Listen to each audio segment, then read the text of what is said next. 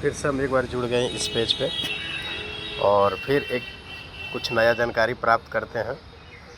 तो अभी हम एसएमएस अलर्ट के बारे में जानकारी लेंगे।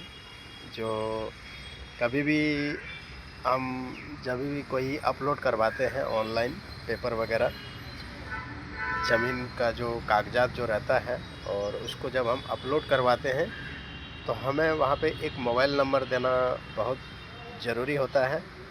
और मोबाइल नंबर इसलिए हम देने का काम करते हैं क्योंकि कुछ भी गड़बड़ी हो तो हमें मैसेज वगैरह बिहार सरकार द्वारा सही तरीके से आ जाता है। तो यहाँ पे हम एक छोटा सा दिशा निर्देश दिया गया है, तो इसको हम थोड़ा सा पढ़ लेते हैं क्योंकि बहुत सारे स्टेप हम जानने का प्रयास करेंगे और बहुत सारे चीज़ों के बारे में जानने का भी हम कोशिश करेंगे। लेकिन जब तक हमें जनवन कुछ जानकारी हमें मैसेज मिलता है और उसको जब तक हम सही तरह से पढ़ नहीं लेते हैं तो उनका इंटरफेस हमें खोलना नहीं चाहिए, क्योंकि ये ऑनलाइन वाला चीज़ है और ऑनलाइन में हमें बहुत ध्यानपूर्वक से काम करना होता है।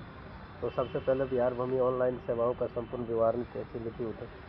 तो कैथी लिपि जो है अभी बहुत साल पुराने जो थे, क्योंकि उस टाइम पे कैथी लिपि जो चल रहा था, और कैथी लिपि का अगर यदि हमें जानकारी नहीं होता तो उसको हम हिंदी में कन्वर्ट करवा सकते थे।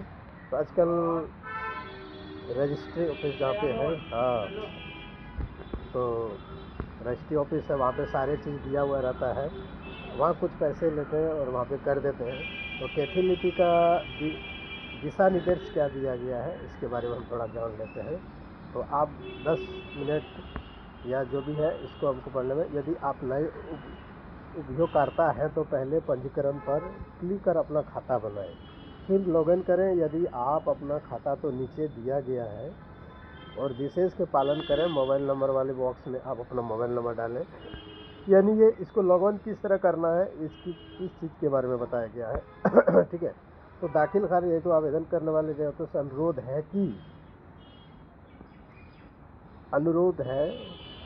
आवेदन से पहले विक्रेता पूर्व की जमाबंदी रैयत पोर्टल पर देख लें। अगर दाखिल खारिज होने वाले भूमि का विवरण विक्रेता पूर्व जमाबंदी रैयत का जमाबंदी में नहीं है तो पहले परिमार्जन के माध्यम से विक्रेता पूर्व जमाबंदी रैयतों का जमाबंदी का सुधार करवाएं और तो भूमि की दाखिल खारिज हेतु आवेदन करें। तो ये सारे चीज़ दिया गया हुआ है। आप जहाँ भी आप सीएससी माध्यम से करवाएंगे या ऑनलाइन से करवाएंगे, और सारा स्टेप वहाँ पे उनको जानकारी रहता है। आपको जो जो डॉक्यूमेंट अप्रूवल आपको कहेंगे उस डॉक्यूमेंट को आपको ले जाना है और इसको लीगल रहेगा, जेन्युइन डॉक्यूमेंट रहेगा, सच्चे रहेगा तो आपका काम होगा। नहीं तो आगे जाके अगर यदि आपका कोई सा भी डुप्लीकेट काम नहीं होगा, क्योंकि डुप्लीकेट अगर यदि होता भी है तो आगे प्रोसेस में जाने के बाद वो चीज़ रिजेक्ट कर देता है। तो ये चीज़ नहीं करना है। जो आपके पास ओरिजिनल डॉक्यूमेंट वगैरह रहता है उसी को आप ले जाके अपना ज़मीन का सारा विवरण ऑनलाइन करवा सकते हैं। तो इस तरह से है। और जहाँ तक बात है कि इसका जो है ये आपका जो हो गया, ये आप जैसे कि कागजात वगैरह जो है सारा ऑनलाइन करने का प्रोसेस के बारे में बताया गया था। और नेक्स्ट स्टेप में हम ये जानेंगे, यानी अगला स्टेप में ये जानेंगे कि हमें अपना लिस्ट जो है किस तरह से चेक करना है, ये चीज़ जानने का प्रयास करेंगे। तो इस वीडियो को यहीं पे हम स्टॉप करने को कोशिश करेंगे, क्योंकि अभी जो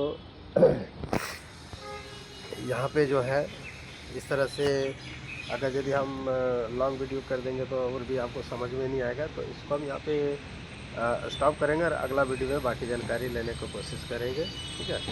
तो अभी इसके लिए स्टॉप करेंगे। धन्यवाद।